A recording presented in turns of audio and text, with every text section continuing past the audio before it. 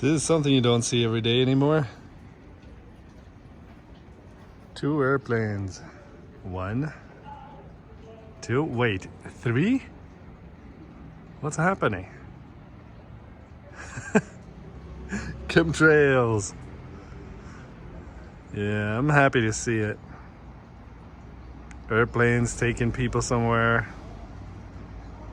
People going into the airport, giving up their luggage, walking around in the airport, looking at the duty free, thinking, oh, that's still expensive.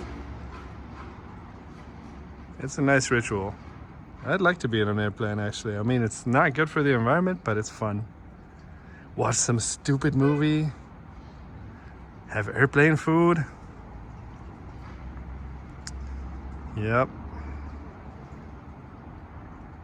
You guys have a good day.